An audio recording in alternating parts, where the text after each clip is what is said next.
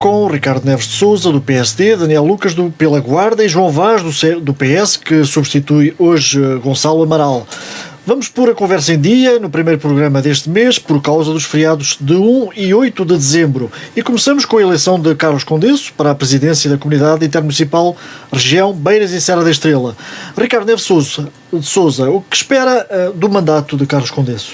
Antes de começar, deixem-me só cumprimentar todos os presentes, cumprimentar também os nossos estimados ouvintes, e dizer-lhe que se espera de Carlos Condesso basicamente duas coisas: que tenha capacidade de liderança, e eu tenho a certeza que terá, e também que consiga de algum modo projetar a Comunidade Intermunicipal das Beiras e Serra da Estrela no panorama regional, mas também nacional, porque tem estado um bocadinho apagada. Portanto, penso eu que esses serão os dois grandes objetivos mobilizadores da presidência de Carlos Condesso. E depois também não podemos esquecer, não digo em terceiro lugar, mas em paralelo também com estes dois, algo que é de extrema importância, que tem a ver com a execução dos fundos do PRR e do Portugal 2030. Eu lembro que o PRR termina, a sua execução termina em 31 de agosto de 2026, portanto estamos a 8 meses do fim do programa. Provavelmente haverá uma prorrogação do prazo, mas não acredito que ultrapasse muito o fim do ano. Ou seja, temos um ano para executar os projetos que já estão com algum nível de desenvolvimento, mas também aqueles que foram propostos e que ainda não se iniciaram. Eu acho que é algo muito ambicioso, porque estamos a falar de um espaço de tempo muito curto para tanta coisa e, portanto, exige-se que haja aqui uma intervenção muito certeira no sentido de conseguir dinamizar todas estas candidaturas, até porque, segundo as regras do programa, quem não cumprir todos os fundos que entretanto tenham sido adiantados vão ter que os devolver e, portanto, imaginem a sangria financeira que isso representava para todas as instituições, entidades, autarquias que se candidataram a esses fundos. Basicamente, penso que são estes os três grandes objetivos da presidência de Carlos Condesso. Depois, obviamente, que terá também outras tarefas, designadamente de proporcionar uma articulação coordenada entre todos os municípios que compõem, entre os 15 municípios que compõem esta comunidade interurbana. Obviamente que eu penso que isso se consegue, até porque nós, quando vimos agora na eleição, foi candidato único, convidando para seus vice-presidentes um independente e outro candidato do Partido Socialista, ou seja, todas as forças representadas no território fazem parte da direção, o que já de si dá um bom indício. E por unanimidade, não é? Sim, e por unanimidade, claro, portanto já de si dá um bom indício daquilo que será uma presidência dialogante, tolerante, mas com firmeza, que é aquilo que também se exige. E depois também, obviamente, que terá que ter preocupações, mas isso a um nível mais técnico, de haver rigor financeiro nas candidaturas que foram apresentadas, na própria execução dos fundos. Estamos a falar de situações bastante complexas em que a transparência tem que imperar. Depois também, provavelmente, apostar forte na digitalização e inovação destas entidades, até porque nós sabemos que tem sido feito um esforço tanto por parte do atual governo e de outros também passados, mas também das autarquias, no sentido de se reconfigurarem, serem mais inovadoras, mais digitais. Sabemos que isso nem sempre é fácil, estamos a falar de entidades onde por vezes existe uma grande resistência à mudança e, portanto, se nós queremos entidades competitivas, entidades mais próximas do cidadão, que respondam de uma forma mais célere às questões e às necessidades que lhe são colocadas, obviamente que a digitalização tem que estar em cima da mesa e tem que se promover de uma forma muito incisiva toda esta revolução tecnológica que já está a acontecer, mas tem que ter, enfim, uma velocidade de cruzeiro para as coisas correrem mesmo bem. E, basicamente, julgo que será por aqui. É um mandato que no tempo coincide com o governo da AD em funções. Nós sabemos que o governo AD preocupa-se com a coesão territorial o PSD designadamente um partido que tem uma representação muito grande nas autarquias. Aliás, a força do PSD são precisamente as autarquias. E estou em crer que haverá um canal de comunicação muito profícuo entre a CIM e o Governo, o que, espero eu, só poderá trazer benefícios para este território. João Vaz, bem-vindo. E o que é que espera deste mandato de Carlos Condesso na Comunidade Intermunicipal Beiras e Serra da Estrela? Bom dia, antes de mais cumprimentar todos, agradecer a oportunidade à Rádio Altitude, agradecer também o convite ao Gonçalo para estar aqui a substituir, cumprimentar também o Ricardo e o Daniel, meus interlocutores, assim como todos os que nos ouvem através das redes sociais ou na rádio. Em relação a este assunto, pronto, é um assunto que já tem vindo a ser muito discutido aqui no programa e hoje tínhamos de vir aqui, no fundo, encerrá-lo. A conclusão a que se chegou foi aquela que já era mais ou menos esperada, uma solução de consenso, onde os dois candidatos conseguiram chegar a um acordo com a presidência de Carlos Condesso e com o Flávio Massano, ficando então como vice-presidente, além também do Luciano Ribeiro. Aquilo que são as expectativas para o mandato são expectativas elevadas, obviamente. Acho que todos concordamos que o último mandato não foi propriamente brilhante, até muito pelo contrário, na verdade, e o próprio Carlos Condesso nas Assembleias Intermunicipais foi um grande crítico àquilo que era a gestão da CIM e aquilo que era o próprio modo de funcionamento da CIM em si.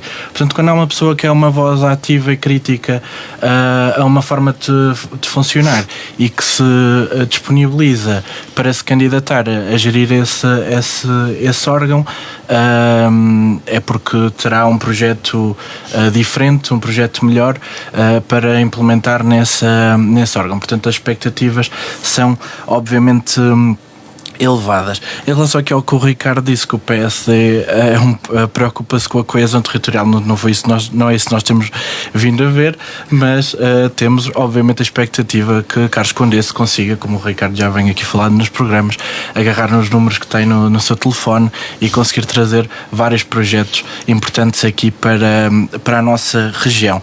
Não quero deixar também de dar nota que é com alguma estranheza que vejo a ausência de Sérgio Costa nas posições de destaque aqui na CIM, e também este fim de semana houve eleições da Associação Nacional de Municípios e eu estive a ver as listas. Penso que não me terá escapado, mas também não vi o nome dele em nenhuma posição de destaque nos órgãos da Associação Nacional de Municípios. Portanto, Sérgio Costa, que se muitas vezes se auto-intitula como um líder da região, como uma voz da região, mas depois quando se vai a ver, se calhar a força a nível nacional e a nível regional é muito reduzida. No Congresso da Associação Nacional de Municípios, temos a destacar a eleição de Flávio Massano para uma também das vice-presidências da... Sim, em sexto lugar no órgão executivo, não é? Daniel, e qual é a sua expectativa para o mandato de Carlos Condesso na Comunidade Intermunicipal Beiras e Serra da Estrela? Bom dia, Luís, bom dia, Ricardo, João, meus colegas do painel e todos que nos estão a ouvir. Bem, em primeiro lugar dizer que acho que é unânime entre todos que realmente o Carlos Condesso reunia numa primeira fase as melhores condições, portanto a nível político, a nível de estratégia política, a nível de experiência. Porém, há aqui uma informação que não é tão unânime, ou a informação que eu tenho não é assim tão linear como os meus colegas disseram, porque há um acordo que é feito com o Flávio Massano para ele assumir daqui a 2 anos. Portanto, ou seja, ele não vai assumir este mandato por 4 anos. Portanto, isso é uma ilusão só se Carlos Condesso não cumprir aquilo que ficou acordado entre ambos. Portanto, não é que eu defenda, como eu já tinha dito isso nos programas anteriores, eu acho que o mandato... Isso é uma novidade, porque o próprio comunicado oficial da Comunidade Intermunicipal fala no mandato até 2029. Mas podem informar, porque foi isso que ficou. Portanto, o Flávio, em julho de 2027, vai assumir ele. Isto se o Carlos Condesso, portanto, não... Isto também resultará, de certa forma, porque... Acho que é negociação, seja, acho que é um pouco por aí. A eleição de Carlos Condesso não foi assim tão linear como pode parecer. E não foi assim tão unânime. Porque Inicialmente terá havido um acordo entre socialistas e independentes para formar uma lista também, para concorrer à presidência da CIM Beira e Serra da Estrela. E, entretanto, houve um entendimento para passar aqui uma forma de união, que acho que é importante passar esta imagem para todo o cidadão, não é? Naturalmente, mas não é assim tão unânime como nós, ou como o Ricardo quer também transparecer. Relativamente ainda à figura político do Carlos Condense, é preciso ter aqui algum cuidado também. Eu espero mesmo, como o próprio João disse, que ele pegue aliás o Ricardo referiu isso várias vezes, pegar no telefone e nos seus corredores, portanto conseguir realmente trazer para aqui projetos que sejam investidos, mas é preciso ter aqui algum cuidado, portanto, porque eu tinha aqui algum receio, e este é o grande receio que eu tenho relativamente ao Carlos Condense, que é o mesmo receio de alguns deputados nossos, que é, por um lado, sabem das necessidades que a nossa região precisa, e temos o caso muito flagrante que é das portagens, por exemplo, e depois, portanto, vão ter que estão do lado do governo, não podem ferir do lado do governo. Isso é um pouco perigoso. Eu não sei até que ponto esta posição de Carlos Condense, que eu volto aqui a referir, portanto, é um líder, é um bom gestor, tem experiência autárquica, isso não há aqui dúvida relativamente a isso, mas poderá eventualmente não estar à altura de defender os nossos interesses da região. Apesar de que agora acho que foi, portanto, acho que também no jornal, penso eu, no interior, já veio dizer que as portagens, afinal, as portagens até veio a beneficiar as empresas, os turistas, etc. Mas o que é certo é que a posição que ele tinha, e o PSD, não era essa. Portanto, era portagens, não é? Portanto, agora, claro que aguardo aqui com expectativa, espero, é complexo. Portanto, estes próximos anos são muito importantes para a nossa região, para o investimento, seja da educação, da cultura, política social, turismo, empreendedorismo, emprego, habitação. Naturalmente que é muito importante. Espero mesmo que ele consiga, nestes 2 anos que ele tem, e depois quando o Flávio também entrar, que seja, portanto, de união, e que seja um contributo para todas para os 15 municípios, e que não seja só para alguns municípios, é importante, e de realçar que aquilo tem que ser visto não para promoção pessoal, seja de quem for. Não estou a falar do presidente Carlos Condense, naturalmente estou a falar de todos, não é para promoção pessoal, mas deve ser para a região, e isso é super importante. Só responder relativamente ao Sérgio Costa. Eu defendi que o Sérgio tinha todas as condições, aliás, eu fui uma das pessoas que eu achava que ele tinha as condições. Portanto, eu não tenho conversas com o Sérgio Costa, mas penso que a decisão dele, ele tem mais do que se preocupar neste momento, e acho que bem, naturalmente, porque a Guarda precisa ser desenvolvida, tem que se focar na Guarda, e ele consegue ser o líder da região, mesmo não estando em nenhum órgão, seja da CIMS ou seja na parte das autarquias a nível nacional. Portanto, eu acho que o foco dele estar no município da Guarda, e acho que temos de estar unidos ao nosso independente, seja o PSD, seja o PS, seja quem for, para o melhor desenvolvimento do nosso município. Até porque, eventualmente, a escolha do Presidente da Câmara da Guarda para presidir a comunidade intermunicipal poderia, eventualmente, pôr em risco a manutenção da sede da CIM da Guarda. Isso é exatamente isso. E há muito para desenvolver aqui no município. Eu acho que ele tem mais do que se chatear. Tem muito trabalho. Tem muito trabalho, acho que tem muito trabalho, e vamos falar um pouco sobre isto, né? Eu acho que ele tem muito trabalho, portanto, e acho que sim, acho que estes municípios mais pequenos, não estou a falar que são autarcas mais pequenos, não é? Porque eles têm qualidades, como eu volto a referir, seja um ou seja outro, assim como tem o presidente de Ceia, o Luciano, qualquer um tinha condições, mas eu acho que, apesar de eu continuar a dizer que o Sérgio Costa poderia ser e seria um bom líder para os municípios, mas possivelmente até fez bem em não, portanto, criar mais ruído, independentemente de se poder perder a sede ou não. Portanto, não criar ruído à volta disto e focar-se no nosso município. Ricardo, por cá também foram finalmente divulgadas as contas do primeiro semestre da Câmara da Guarda. Uma dívida total de 10,3 milhões de euros, um passivo da ordem dos 56,7 milhões de euros e as despesas com pessoal que não param de crescer. Qual é a leitura de Ricardo Neves Sousa sobre este documento? Um documento que também, durante a campanha, solicitou insistentemente ao Presidente da Assembleia Municipal? É verdade. O grupo municipal do PSD, por diversas vezes, solicitou ao Sr. Presidente da Mesa da Assembleia que nos disponibilizasse este relatório intercalar, elaborado pelo Revisor Oficial de Contas, inclusivamente foi-nos dito, e está escrito no mail, que havia dúvidas legais quanto à nossa petição, por se entender que nós, deputados, não poderíamos ter acesso às contas que devem ser públicas, tanto que o processo foi enviado para... Isso não é verdade, Ricardo, isso não é verdade. Foi enviado para a CADA para pronunciar. Desculpa estar a interromper, mas não gosto de interromper. Não, mas espera, é assim, eu posso mostrar o mail, se quiserem fazer o favor, até eu posso mostrar para a Câmara, e podem a publicar resposta que também. aqui tenho, completamente, portanto, está aqui, eu não falo apenas por falar, eu tenho provas e evidências daquilo que estou a dizer. Não estou a dizer a solicitar. Não estou a dizer a solicitação, e bem que fizeram a solicitação. Não, a resposta. A resposta é que foi para o departamento. Não sei se posso estar a interromper, claro, peço imensa desculpa, que eu nem gosto de estar a interromper, mas relativamente a isso, até porque já tinha falado sobre isto, o que aconteceu, e tu sabes melhor do que eu, o que aconteceu foi o Dr. Relva, e bem, solicitou ao departamento jurídico se podia entregar, portanto, este documento aos deputados. Ele nunca boicotou, portanto, a entrega de qualquer documento. A questão é que, e posso até dizer isto com conhecimento de causa, porque eu fiz questão de questionar, mas porquê não entregaram esse documento? Devia ter sido entregue, não tenho dúvidas relativamente a isso. Sim. O que é certo é que até à data de há 2 dias atrás, portanto, foi quando eu pergunto, 2 ou 3 dias atrás, não sei agora precisar, o departamento jurídico ainda não deu qualquer parecer se podia entregar ou não. Isto é que é lamentável. Daniel, eu até poderia entender isso. Não, só se entende se quiser. Não podemos estar a enganar as pessoas. Não, mas eu até poderia entender isso. Aliás, até porque não vai. Olha, até porque isto, honestamente, usar isto não, é indiferente. Daniel, o documento já foi entregue sim, e foi disponível, portanto é um não assunto. É um não assunto, já exatamente. Tu quiseste pegar, mas é um não assunto. Nesse não assunto.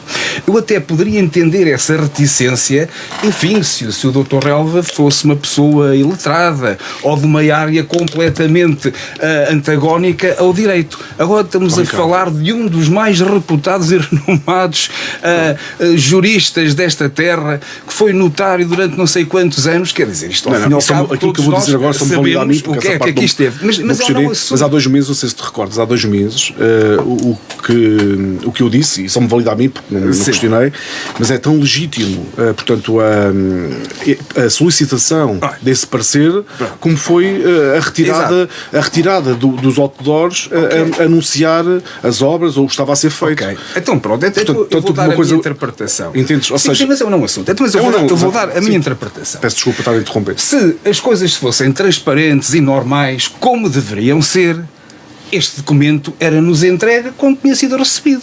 Ponto final.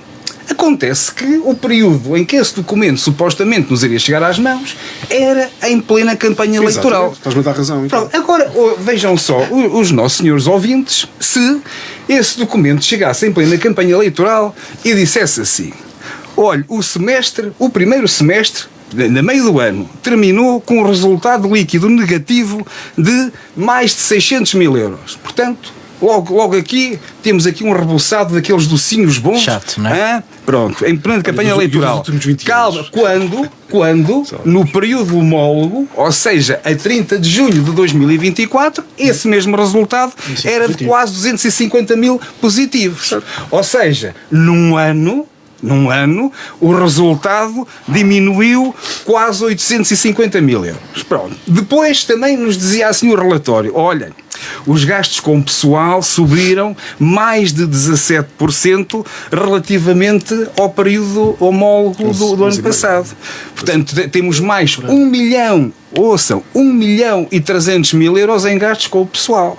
Bom, depois também nos dizia assim que as vendas e prestação de serviços, as concessões, desceram 45%, mais de 45% relativamente ao ano anterior, caíram quase 2,5 milhões de euros. Tudo bem que uma boa parte deste valor tem a ver com a transferência para a PAL, portanto, a água, o dinheiro que a Câmara recebia da água foi transferido para a PAL e, portanto, isso diminuiu nas contas. Mas não foi só isso, aliás, nós podemos ver que a receita arrecadada está a diminuir. Depois também a liquidez da Câmara desceu. Imagina o que é dizer em plena campanha eleitoral que a rúbrica de caixa e depósitos à ordens tinha descido relativamente àquilo que era o período comparável do ano anterior. E depois também dizer que muito do financiamento da Câmara está dependente de transferências e de subsídios e cada vez menos de receitas próprias. E, portanto, isto gera aqui um problema de municípios. Estamos a falar aqui de um problema. Estamos a falar da Guarda. Estamos a falar de um problema de independência financeira que pode ter repercussões graves no futuro. Não, isto são apenas chamadas de atenção de algo que uma pessoa tem alguma sensibilidade nesta matéria e que está a alertar para aquilo que pode acontecer.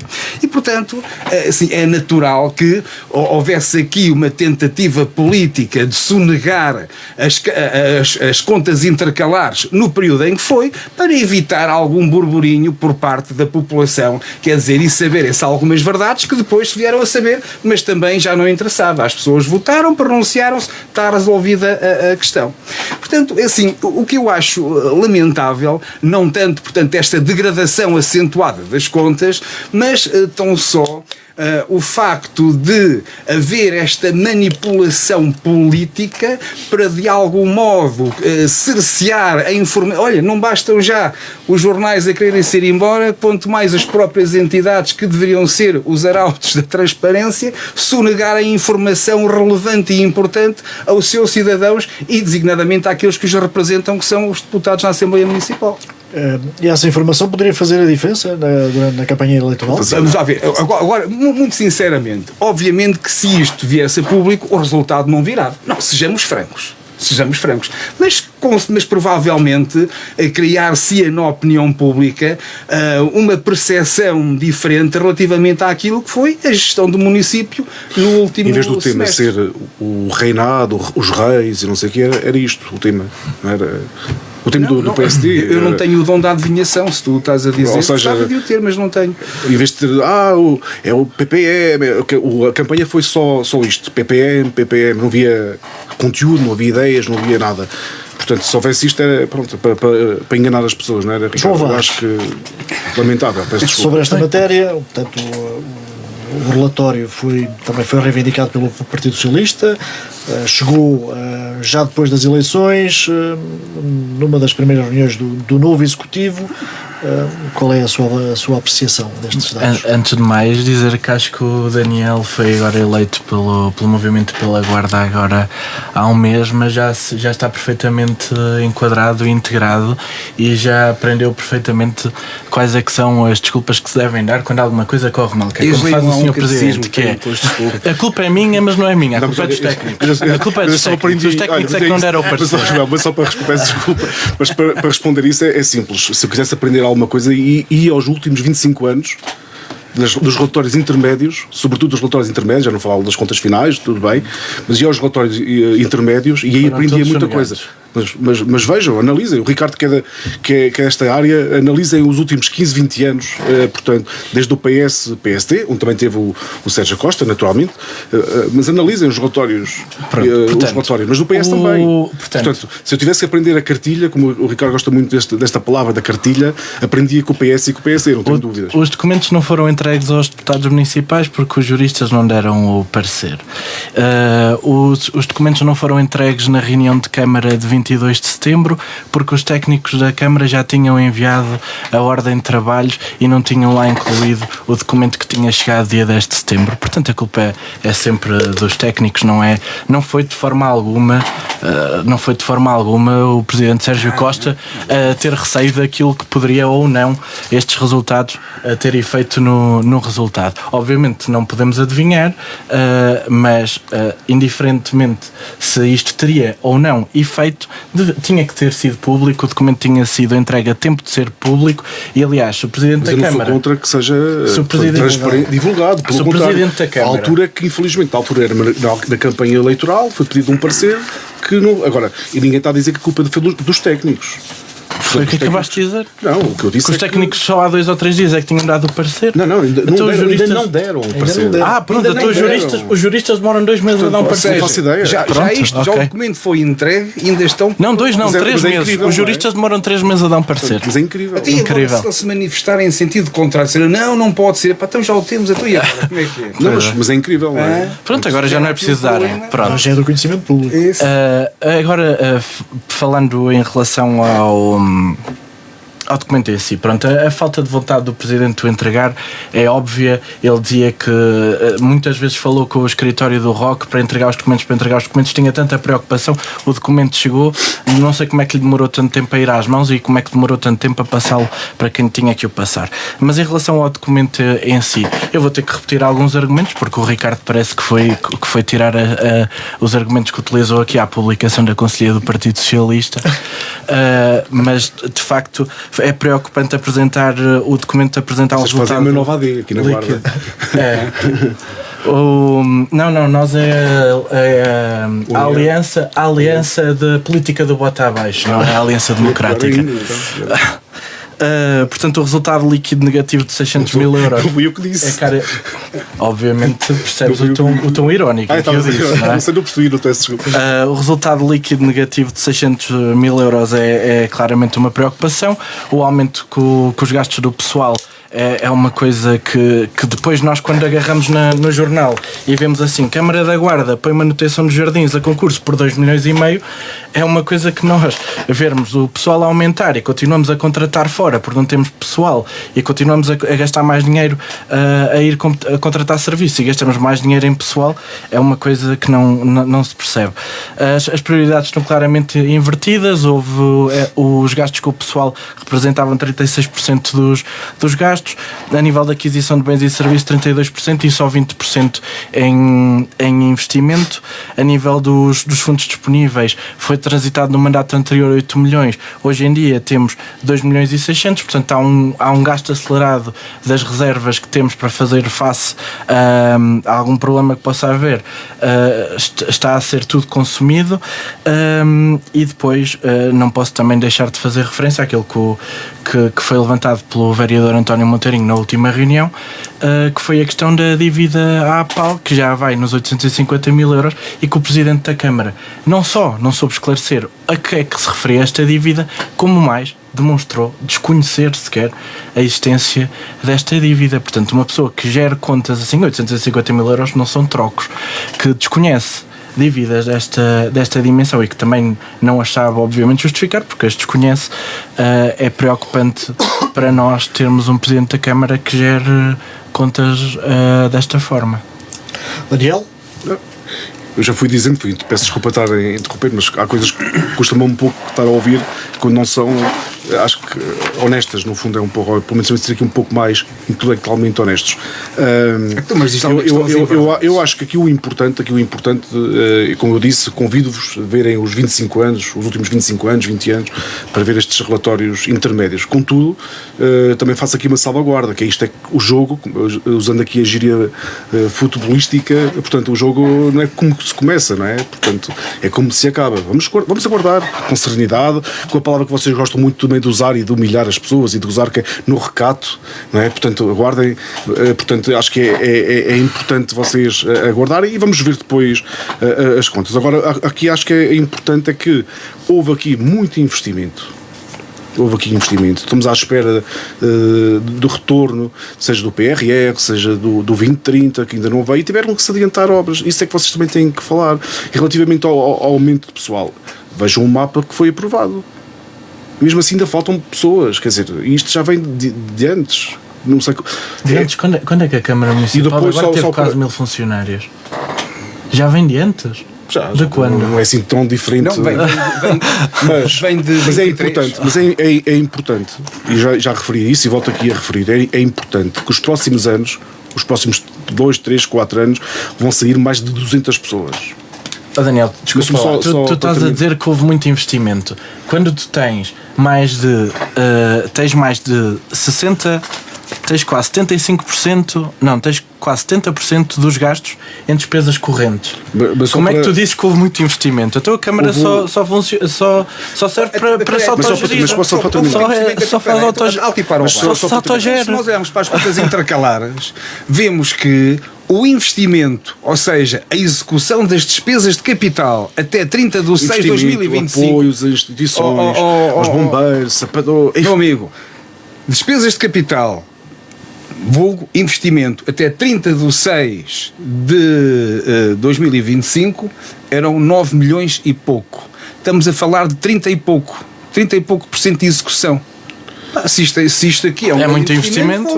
Imagino como é que seria fraco investimento. Sim. Relativamente ainda ao pessoal, só para verificar, e acho que essa é uma questão de refletir, eu acho que este processo, e até fico com pena que o Partido Socialista, que é tão preocupado com mais do que o PSD, da direita, por norma, não tem que ser assim, mas preocupado com as pessoas, com a transição, com a transferência, quer dizer, temos aqui um quadro novo a entrar, que até vai ficar mais barato do que já está e que vai sair. Nota-se. Portanto, vai ficar mais barato.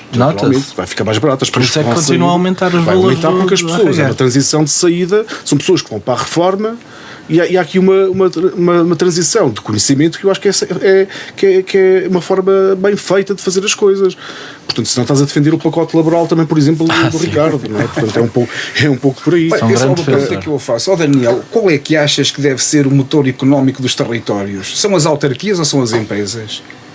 Assim, a Câmara não tem que ser o maior contratador, não tem que ser o Estado o maior contratador. Mas se a Câmara Municipal não tem que ser um agente facilitador para que as empresas o que vocês querem é que não querem uma cidade moderna e atrativa. O problema é que não querem uma cidade ou um município atrativo, moderno, para trazer também empresas. Portanto, é isso. Vocês querem uma estagnação. Como é que é um município atrativo? Um município com 1000 funcionários e gasta 2,5 milhões na manutenção de jardins. Faz parte. Olha, como é que me explicas que municípios aqui ao lado, por exemplo, Covilhã e Castelo Branco, eu dou o exemplo de Castelo Branco, que tem mais território que a Guarda, portanto, a sua área é maior que o Concelho da Guarda e tem mais 5 ou 6 mil habitantes, ou quase 10 mil até, do que a Guarda. E tem menos de 200 funcionários. A Câmara da Guarda tem menos 200, de Castelo Branco tem menos 200 funcionários que a da Guarda. Da mesma maneira que Covilhã é um território mais pequeno, mas tem muito mais gente e também tem muito gente. Eu também gostava de saber, porque assim, nesses sítios as pessoas não se reformam, ou trabalham até aos 120 ou até aos 140 anos. Não, também se reformam, também vão saindo. Eu acho que é uma forma inteligente de fazer as coisas. Proporcionalmente, não é? Lá até, se é maior, até devia sair mais gente, mas não, quer dizer, aqui na Guarda ninguém está contra as contratações, longe disso. Nós salta-nos à vista é a desproporção da contratação e circunscrita a um intervalo temporal muito Ricardo, reduzido. Se as contratações tiverem a ser... É assim, há um mapa de pessoal que foi aprovado. Portanto, a oposição da altura, porque é que não se manifestou na altura certa? Mas toda a gente se manifestou. Não. Olha, está gravado. Não. Está gravado. Manifestou no sentido de mostrar, portanto, uma coisa é falar de uma forma quase poética e não sei, portanto, agora outra coisa é mostrar coisas concretas. Portanto, se o mapa de pessoal previa, vamos imaginar, 20 operacionais de alguma coisa, portanto, e só contrataram ainda 10, ainda faltam 10, então aqui há alguma coisa que não está correto. A oposição, o que é que lá esteve a fazer? Se aprovou o mapa de pessoal. Aqui há uma coisa que eu não estou a entender. Eu posso dizer, honestamente. Eu posso dizer que para este ano, para 26... Mas eu como sou muito recente nisto, portanto eu posso... Por isso podias ter ido ver as Assembleias Municipais. Eu fui, mas tive algum cuidado. Por acaso era uma coisa que eu vi. Mas deixa-me só dizer, então é assim, para 2026 eu tenho isto de memória, no quadro do pessoal da Câmara da Guarda existem 50 lugares vagos, ou seja, previstos, mas ainda não ocupados, e prevê-se a contratação de mais 79 pessoas. 7 e 5, 12, portanto, 129 pessoas que a Câmara pode perfeitamente contratar em 2026. A somar, acho que já contratou em 25, em 24 e em 25. Mas aqui o mais importante, na minha opinião, relativamente às contas, acho que temos que ser aqui um pouco honestos nisto aqui. Gostem ou não gostem, houve aqui um investimento enorme, investimento nas freguesias, ou aqui o investimento nas freguesias. Há muita coisa que foi avançada e houve essa despesa, naturalmente, que, como estava a dizer, não quero estar a repetir, estamos à espera do reembolso, posso assim dizer, e é normal que esta dívida tenha o excesso desta forma. O Ricardo falou, tem valores concretos, eu falei, tem percentagens. O investimento é mínimo. Não queiras enganar as pessoas. Não vale a pena. O investimento é mínimo. Sim. investiu mais o PSD e o PS. A questão Vocês aqui- querem um município, e lamento isso, querem, em vez de estarem, independentemente da filosofia de cada partido, em vez de estarem unidos por uma cidade mais moderna, mais atrativa. Pois, mas é isso que nós queríamos. É querem. isso que nós Mas queríamos. o problema é que não vejo contributos. Tudo o que se faz, o que dizem é que está tudo mal feito. Está tudo mal. É bom coitar Não, tudo. É é triste, assim, é lamentável. nós queremos ser É lamentável uma ter. cidade Olha, mas eu moderna. honestamente, Quer dizer, é lamentável ter investimos no políticos. servidor. É lamentável ter uma Investimos geração numa marreta para política partir pedra. de novos jovens políticos. Eu lamento. Eu estou à vontade porque sou independente, portanto não tenho qualquer ligação a nenhum. Não és do Nossos Cidadãos ou do PPM? Independente, por não és, acaso- tu foste por algum partido. Não, independente pelo nosso Pelo cidadão, nosso- mas pronto. independente. Ok. Portanto, Sim, estou vá, muito à vontade. simpatizante do Eu tenho a pena de haver jovens políticos com muita capacidade, que é o vosso caso, com muitas competências, como é o vosso caso, e não querem uma cidade ou um município a ser desenvolvido. Tenho pena disso.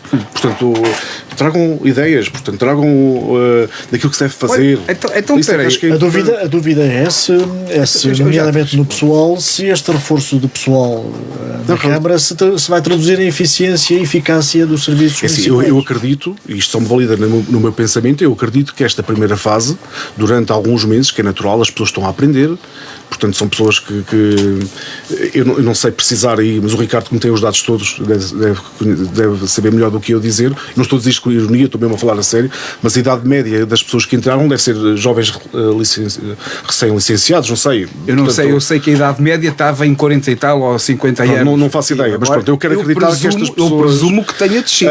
Haverá pessoas, naturalmente que haverá pessoas com alguma experiência de outros projetos ou de outras de empresas, eventualmente, assim como pessoas novas que concorreram.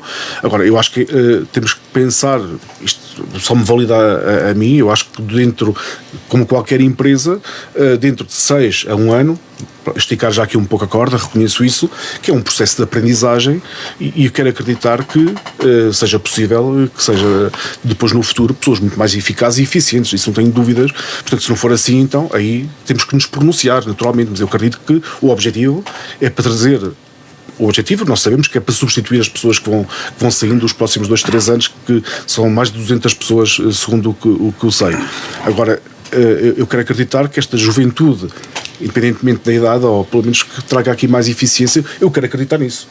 Portanto, eu quero acreditar nisso. O 200 é o número de sempre. Já ouvi o Presidente na Assembleia Municipal a dizer que durante o mandato já se tinham reformado 200 pessoas. Na última reunião de Câmara disse que era nos últimos 6 anos. Agora o Daniel está a dizer que nos próximos anos vão-se reformar 200. Daqui a bocado já não há gente na Câmara. Isto é um ciclo, É fantástico. Isto é um ciclo, é como nas empresas privadas. Ricardo. Não, quer dizer, vamos lá ver uma coisa. Eu acho estranho o facto, hoje em dia, as tecnologias estão a acelerar o ritmo e a eficiência do trabalho. Designadamente, as ferramentas de inteligência artificial, cada vez mais comuns, e que isto aqui é um ponto, portanto, não vamos estar aqui com paninhos quentes. Vai acabar com muito emprego que deixa de ser feito por humanos e passa a ser feito pelas máquinas. Obviamente que nessa premissa da inovação e da digitalização dos municípios, importa é que eles sejam cada vez mais eficientes e que se dotem dos recursos técnicos, mas também humanos necessários para fazer face àquilo que é a sua atividade. Ora bem, se nós temos cada vez menos gente, temos ferramentas cada vez mais avançadas, e, segundo o Sr. Presidente da Câmara, há tantas e tantas empresas a investir no território e provavelmente elas devem querer contratar.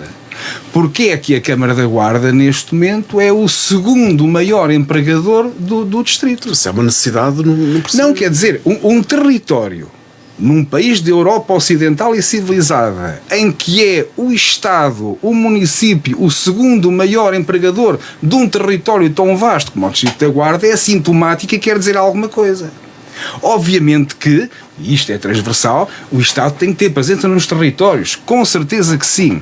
Agora, aquilo que eu noto é que há uma desproporção muito grande entre aquilo que deveria ser e o que é na realidade. As empresas, pelo menos é isto que eu advogo, é que deve ser o motor do desenvolvimento económico dos territórios. As autarquias têm que ser agentes facilitadores desse investimento, agentes que facilitem a atração, certo, que facilitem a atividade empresarial e, portanto, deve ser apenas um coadjuvante. Não, aqui na Guarda o que nós vemos é que a Câmara da Guarda é uma pool de pessoas, portanto é uma grande empresa que contrata trabalho intensivo Para quê? Para de algum modo ter as pessoas amarradas àquilo que é a sua campanha política permanente. E é triste. Mas alguém é obrigado a concorrer para. Não é obrigado, quer dizer, mas até um pouco. Isso é desvalorizar. Olha, isso é desvalorizar as pessoas, é humilhar as pessoas. Eu não humilhar. percebo. Sim, então olha lá, então eu olho para fotografias. Olha, a campanha que foi há 2 ou 3 meses. Eu pego em fotografias da campanha eleitoral e eu reconheço, logo assim, logo nas primeiras filas, nas primeiras coisas, vários rostos de pessoas que trabalham na Câmara. E algumas que trabalham lá muito recentemente. Quer dizer, eu não estou a dizer nada, mas quem quer que faça uma leitura. As pessoas têm toda a legitimidade de fazer as leituras acesso ao vosso Facebook, não é? do Guarda com Ambição. Sim. Acho que ainda estão lá as fotografias da altura do Álvaro Amar, por exemplo, ou podemos ir para o Valente, bom, enfim, vejam, analisem. Ou seja, a resposta do Daniel para tudo é nós estamos mal, mas já faziam pior. Só que eu acho que é esse tipo de justificação que o Ricardo e tu, João, que querem dar, é tão redutor, há uma necessidade, há um mapa, como o Ricardo disse bem, nem foi o que estou a dizer, que mesmo assim ainda faltam vagas para preencher. É o que está no quadro. É o que está, então pronto, é o que está, foi o que foi aprovado, e foi aprovado pelo PSD e pelo PS. Não, foi aprovado, portanto, isso não quer dizer que tenha sido com os votos favoráveis do PS nem do PSD. Claro, então, quem se abstém é a mesma coisa. Quem se abstém, como se costuma dizer na gíria popular, quem cala consente, não é? Portanto, quer dizer, agora estar aqui a fazer nós temos de estar preocupados, temos de estar preocupados com tudo, naturalmente, mas isso não é isso que faz moça. Olha, o que faz moça é o que o Governo quer fazer relativamente à saúde no interior. Isso é que é preocupante. Olha, isto da distribuição dos jornais também é preocupante. As portagens.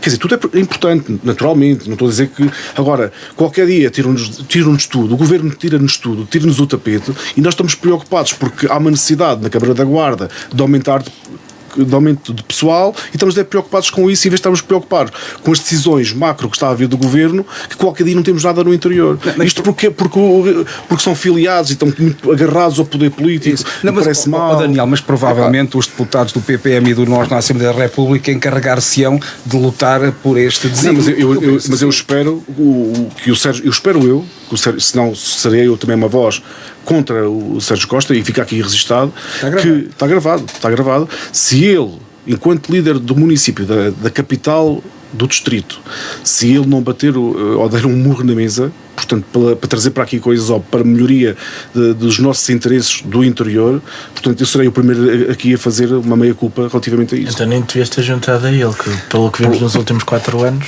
Se alguém bateu o pé e que se manifestou, seja no que for, desde a proteção civil, desde apoios sociais, de tudo foi ele. Portanto, não houve mais nenhum autarca que o fizesse, então. Muito bem. Por falar em contas, hoje há a reunião de Câmara, onde vai ser aprovado o orçamento. E até peço desculpa, Luís, até digo mais uma coisa. Ele até quase, apesar que nós conhecemos a história do Sérgio Costa, enquanto militante do PSD, mas neste momento eu acho que o Sérgio Costa é mais socialista do que muitos socialistas, o que tenho pena. Eu estava a dizer que então hoje a reunião de Câmara vai aprovar o orçamento para 2026, que será da ordem dos 100 milhões de euros. É bem assim, Ricardo Neves Sousa. É precisamente isso. Olha, para sermos mais francos, é um orçamento de 99.437.996 euros. E que depois ainda falta aqui juntar, lá para fevereiro, o saldo de gerência.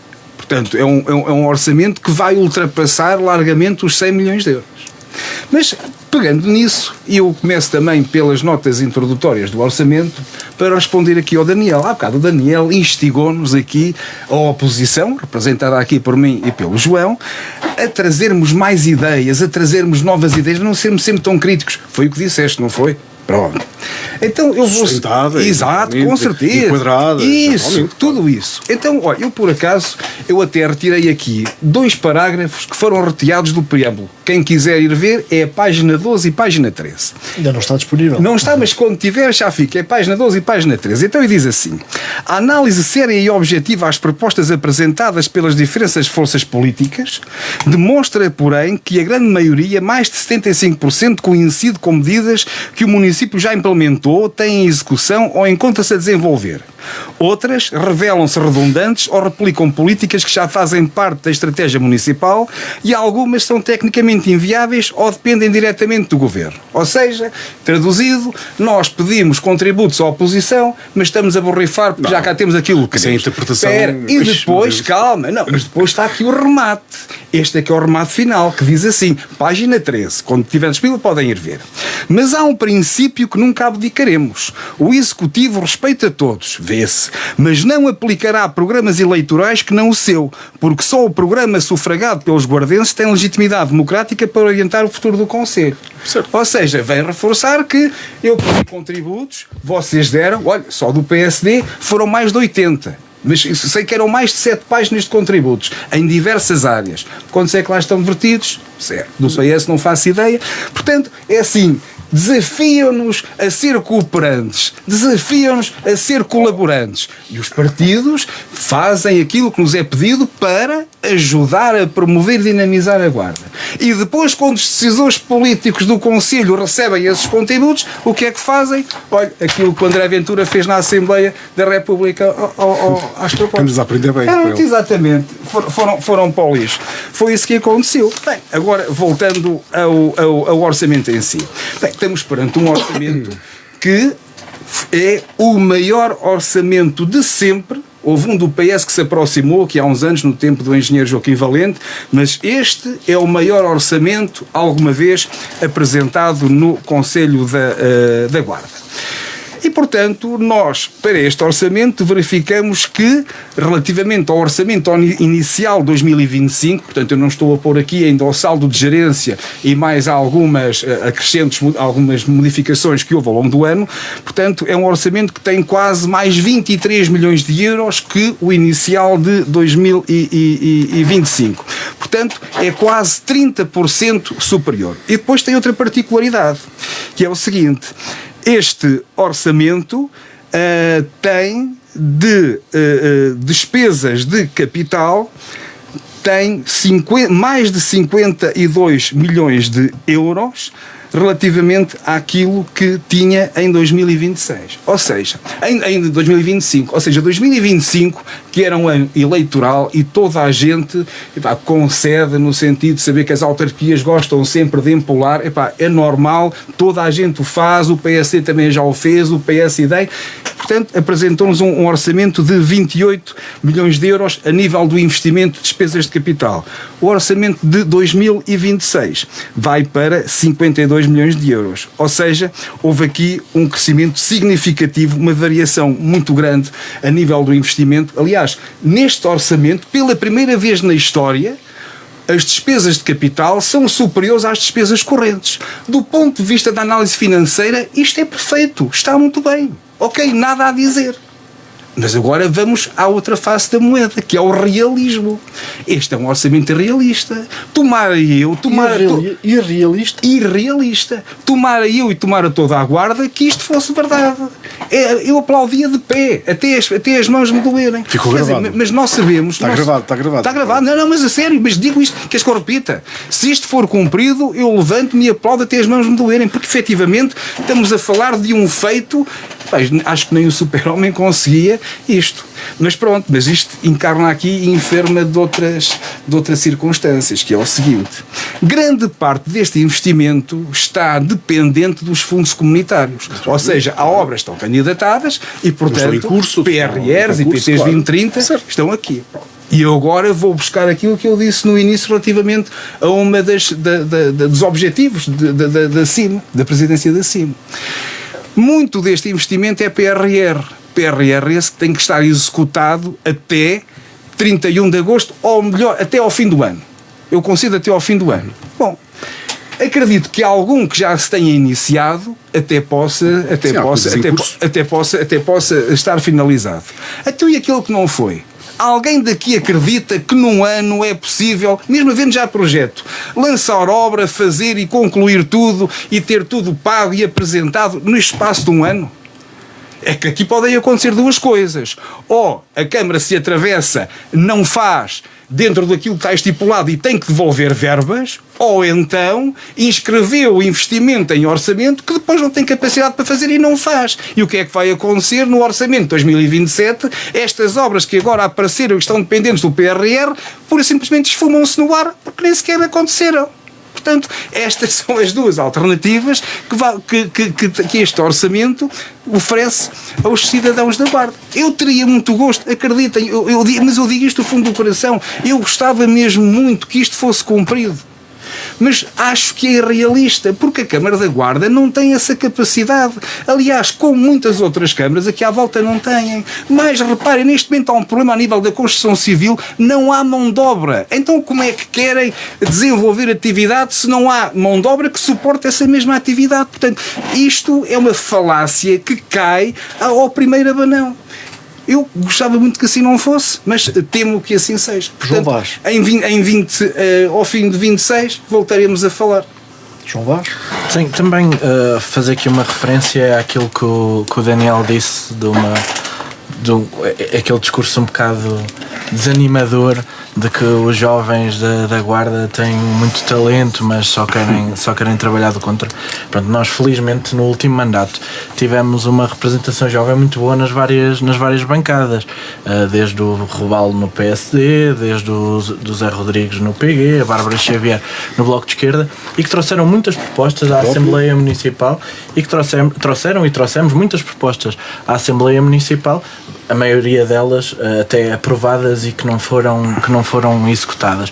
Além disso, também referir que no orçamento para 2025 foi convocado o Conselho Municipal da Juventude para dar contributos para o orçamento, portanto não só os deputados eleitos jovens, mas os representantes das várias associações e juventudes partidárias do Conselho. Foram convocados pela senhora Vice-Presidente na altura para dar contributos para o orçamento municipal. Essas propostas refletiram-se no orçamento municipal em zero, em absolutamente nada. Nenhuma delas foi refletida no orçamento municipal quando nos foram solicitadas. Portanto, quando pedes aos jovens para ter iniciativa para fazerem propostas, é isto que o Movimento pela Guarda dá de resposta aos jovens. Em relação ao orçamento para 2026, nós estamos aqui quase que a fazer uma pré-assembleia municipal, não é? Somos os 3 deputados municipais e 2 a 8 é que vamos ter a oportunidade para discutir isto de forma mais extensa. Até hoje o documento não é propriamente público, está agora a ser discutido, penso que a reunião é agora de manhã, mas aquilo à tarde, pronto, mas daquilo que podemos ter já de considerações breves. É um orçamento muito ambicioso, passa do ano passado penso que eram 76 milhões para agora quase 100 milhões. Obviamente que isto... 76,5. Sim, 76,5. Obviamente que isto, o Ricardo já disse no fundo o que eu ia dizer, que é, de facto, isto é positivo, é aquilo que nós reclamámos acerca daquilo que eram as contas, que era o investimento, era uma percentagem muito pequenina em relação àquilo que são as despesas correntes. Aqui no que se prevê para o orçamento de 2026 ganha uma proporção maior. Isto não é porque as outras despesas diminuem, pelo contrário, as outras despesas continuam a aumentar, perdem a relevância em função destas despesas de investimento. Mas nós também temos, o Partido Socialista também tem muitas dúvidas sobre como é que isto vai ficar a nível da execução, como o Daniel usou esta expressão ao início do programa, e agora vou usá-la, que isto não é como começa, é como acaba, e de facto é um orçamento muito ambicioso, que também eu desejo que possa ser cumprido, mas tenho muitas dúvidas e muitos receios, até por causa desta dependência daquilo que é o PRR e o Portugal 2030. Portugal 2030 tem um horizonte mais alargado, mas o PRR, de facto, que é a maior percentagem destes apoios, está dependente deste prazo que é curto, que será difícil de cumprir e que eu espero mesmo que seja cumprido, mas que tenho muitas dúvidas. Portanto, espero mesmo que o orçamento será aprovado, não temos dúvidas nenhumas, não é? Sim. E esperemos que possa ser cumprido o que é proposto, embora estejamos aqui no fim do ano, ou aliás no início do próximo, depois para chegar às conclusões sobre o que é que foi executado e não. Daniel? Sim, olha, eu para já é só dizer que fico muito feliz que o Ricardo e o João achem que este orçamento é ambicioso e que é um bom orçamento, não é? Portanto, e com boas propostas, etc. Claro que nós temos que reconhecer que é um valor alto, mas os municípios com a dimensão da Guarda está mais ou menos está nivelado desta forma, mesmo que o Ricardo não se queira comparar, só compara com o que lhe interessa, mas pronto, estamos habituados que seja assim. Agora, há aqui muitas obras que estão em curso, e acho que toda a gente sabe, outras que vão ao concurso, e eu espero também que seja cumprido na totalidade, ou quase a totalidade, tudo o que está a ser proposto. Portanto, e acho que isso é possível. Agora, unamo-nos então aqui a este projeto da Guarda, portanto, e outra coisa que eu queria referir, que é as propostas, ou que os jovens, ou que a bancada do PSD, que foram mais de 80 propostas que fizeram, sendo que, como está no relatório, e bem, a grande parte das propostas já estava, portanto, replicar propostas que já estão em execução ou já estão a ser feitas, não faz sentido. Dar mais propostas de alguma percentagem que depende do governo, não depende localmente, também não faz sentido. Portanto, eu não consigo entender onde é que não há aqui uma receptividade deste município para as propostas que são apresentadas. 2026 vai ser o grande teste da capacidade de execução de Sérgio Costa? E agora não há desculpas. Sem bloqueios, sem política do bota abaixo, agora é tudo em frente. Sem os malandros da oposição a chumbarem empréstimos, a chumbarem aquela história toda, agora não há desculpas. Desde que o governo tenha essa capacidade e que... Olha, então, mas... Só para terminar, claro. Força. Que o governo também tenha essa capacidade de desbloquear, que acho que é importante, as verbas têm que vir, não é? Como aconteceu, que já falamos sobre este tema, portanto, que é lamentável, que é sobre a revitalização do Parque da Serra da Estrela. Quer dizer, que o Ricardo achou que aquilo é o máximo, o pouquinho é o máximo, portanto, foi muito bom, vale mais do que não, vale mais pouco do que nada. Entre nada e pouco, mais vale pouco. É a ambição, é a vossa ambição, é uma coisa incrível, a vossa ambição, muito pouquinha. Eu espero que tudo o que também foi proposto a nível central, não é? Que seja, portanto, possível que essas verbas venham para se fazer o investimento que tem que ser feito e vou repetir esta ideia que acho que é unânime de todos nós. Queremos uma Guarda mais atrativa, mais bonita, com mais empresas e com umas políticas sociais que sejam, portanto, pensadas pelas pessoas, não é? E acho que isso há as condições neste momento para que isso seja possível. Ricardo, muito rapidamente. Para acomodar todo este investimento tem que haver financiamento. Já vimos que grande parte vem do PRR, mas também algum virá de receitas próprias. Então, eu vou só chamar a atenção para isto. Há uma rúbrica na receita que tem a ver com taxas, multas e outras penalidades. E que tem um valor de 2 milhões de euros para 2026. Daqui destaca-se uma subrúbrica que é loteamento e obras. Tem 1.300.000 e tal mil euros. Portanto, 66%, 2/3 desta rúbrica diz respeito a loteamento e obras.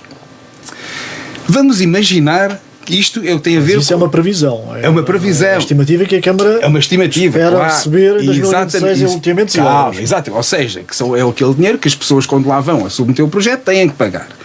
Eu não faço ideia de valores, mas eu até vou ser aqui demasiado ambicioso. Vamos imaginar que cada taxa custa 8.000 euros. Que se calhar para um loteamento é capaz de ser verdade, para uma moradia unifamiliar é capaz de ser muito menos. Mas eu já dou de barato que seja 8.000 euros. Bem, para este valor inscrito nesta subrúbrica, tinha que durante o ano 2026 haver 167 loteamentos e obras para fazer esse valor. Sabem quantas obras é que foram feitas, ou seja, concluídas no Conselho da Guarda em 2024? 7. São dados da Pordata, não sei o que os inventei, pode ir à Pordata. Portanto, em 2024 houve 7 obras acabadas no Conselho da Guarda. E, portanto, agora querem fazer crer que durante o ano de 26 vai haver 167. Mas tu, como és um cidadão atento, tens estado a ver o que está a acontecer neste momento, já não se via há muitos anos. O que eu acho Gruas, é que ao fim e ao cabo, cidade, não, olha, curiosamente eu só conto uma. Quando eu passo no Skyline conto uma, se calhar, olha, por isso é que eu agora tenho agandado óculos, quando a ver mal, pode ser que eu agora comece a ver melhor. Tens que aumentar a graduação, eventualmente. Muito bem. João Vaz, acontecimento da semana? Bem, em relação a acontecimentos da semana, queria destacar 2. Em primeiro lugar, obviamente, a greve geral, a União dos Trabalhadores contra o pacote laboral. Uma greve que o governo apelidou de inexpressiva e que, obviamente, não foi. Contra um dos maiores ataques aos direitos dos trabalhadores dos últimos anos, e onde os trabalhadores se uniram contra esse pacote. E em segundo lugar, a visita em pré-campanha de António José Seguro à Guarda, onde podemos ver também que Marcos Mendes terá aqui uma dificuldade no Conselho da Guarda. Temos aqui o Ricardo, que é apoiante, apesar de ser militante do PSD, é apoiante do Almirante. O Daniel, eu não sei quem é que apoia, mas tendo em conta que o grande ideólogo do PG está com o António José Seguro, vale bom, pode ser que consigamos contar também com o apoio do Daniel. Portanto, também destacar esta visita de António José Seguro, e é isso. Daniel, acontecimento da semana. Eu só queria dizer aqui uma situação também para o Ricardo ainda, se peço desculpa, só, é muito rápido. Já fui referindo ao longo da emissão que outra coisa que me assusta e que estou super preocupado é as vagas do ensino superior que nós temos para o interior, e isso temos que lutar e unir-nos. É triste o que está a acontecer, além da saúde, que ainda bem eu estou surpreendido. Estava previsto um aumento de 10% de vagas, que vai limitar-se a 5%. Uma coisa, mas pronto, peço desculpa, era só uma grande concorrência. E eu acho que isso é que temos de ter aqui as instituições do interior, mas, exatamente. pronto, eu ao contrário dos colegas do Ricardo, eu acho que a greve do geral, portanto acho que também temos que marcar, não quer dizer que eu esteja a apoiar o seguro, atenção, mas concordo que acho que foi importante, ao contrário do Leitão, que parecia aquele do Iraque, lembram-se na altura, Leitão, portanto toda a gente ali a bombardear e ele ali não se passava nada. Eu acho que o povo se manifestou mais uma vez. Tem que se tirar uma leitura política relativamente a isso. Concordo com parte da esquerda quando se diz que se as coisas estão bem, há coisas que têm que se mudar, têm que se limar, não há dúvidas, mas as coisas estão a correr bem. Esta ideia que o PSD ou o governo de Montenegro que diz que está tudo mal, temos que alterar, acho que é ridículo, não faz sentido nenhum. É não pensar nas pessoas. E depois, à última da hora, o dia anterior, vem com os ordenados de 1.600 euros, que é uma coisa incrível. Pronto, isso é que temos de nos preocupar. Bom, mas o meu... Aliás, isto dos ordenados é o ordenado mínimo em 1.600 o ordenado mínimo, 1.600, até 2030, e o ordenado médio 3.000. Mas ele em 3 dias começou por 1.400, outro dia a seguir foi 1.500, o último dia antes da greve geral 1.600 o ordenado mínimo, já não falo dos médios.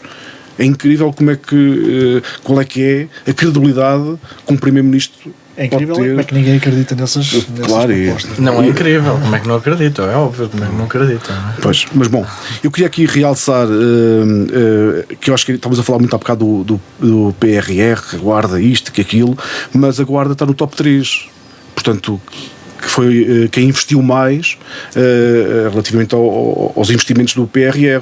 Quem ficou à frente foi Coimbra e Águeda, e a Guarda ficou em terceiro lugar, e acho que devíamos estar todos satisfeitos e contentes, apesar de ser uma percentagem 30 e tal por cento, 35%, penso eu, mas eu gostava que vocês, a oposição, que ficasse satisfeita com este investimento. Desculpa, do investimentos propostos ou de execução? De execução. Está. Ricardo. Bom, só realçar aqui que os meus colegas são muito bons em descontextualizar as frases, em pegarem frases avulso de um discurso e depois darem-lhe o sentido que bem entendem, mas pronto, isto também não é o meu destaque. Os meus destaques são 3. O primeiro deles tem a nível local, que tem a ver com a 6ª gala do desporto da Guarda, que ocorreu no passado sábado, e dar os parabéns a todos os galardoados. Aliás, Sérgio Costa queria que a Guarda fosse a capital do desporto e, portanto, eu também concordo com esse desidrato. Esperemos que isto seja uma pequena ajuda para, no futuro, sejamos essa... Eu quero-me também associar, obviamente, a essa parabenização. Claro que sim. Depois, acho que todos nós, tudo o que é positivo, acho que temos que um voto de pesar pelo bárbaro ataque que aconteceu na Austrália contra a comunidade judaica. Se calhar também alguém do Bloco de Esquerda e da extrema esquerda pode fazer uma flotilha para ir a jogar. Portanto, estão habituados a isto, a esta hipocrisia. Pois, nem dá jeito. Mas o que é certo é que estamos a assistir cada vez mais a ataques à comunidade israelita. Inclusivamente neste ataque morreu um dos sobreviventes do Holocausto. E, portanto, todo o peso emblemático que esta morte tem e este bárbaro ataque injustificável e inqualificável que aconteceu poucos anos depois daquilo que nós vimos e assistimos em Israel. Curiosamente, uma das pessoas que conseguiu dominar o atirador era um muçulmano. Até por ironia do destino. A ironia do destino, exatamente. E depois, uma notícia muito recente, Zelensky, que disse hoje que está a ponderar renunciar à NATO se arranjar um mecanismo parecido com o artigo 5º da NATO, em que se atacarem os outros vão em sua defesa, e portanto ele pode abdicar da pertença à NATO se arranjar uma solução destas. Segurança. Acho que a Rússia foi o principal fator que a levou a esta invasão e portanto pode ser que estejamos no início de uma tentativa de paz que todos nós ambicionamos. O Frente a Frente fica por aqui, mas ter posição esta terça-feira na Rádio Altitude a partir das 2 da tarde. Estamos de regresso na próxima segunda-feira às 11h30. Obrigado a Ricardo Neves Sousa, Daniel Lucas e a João Vaz. Tenham uma boa semana.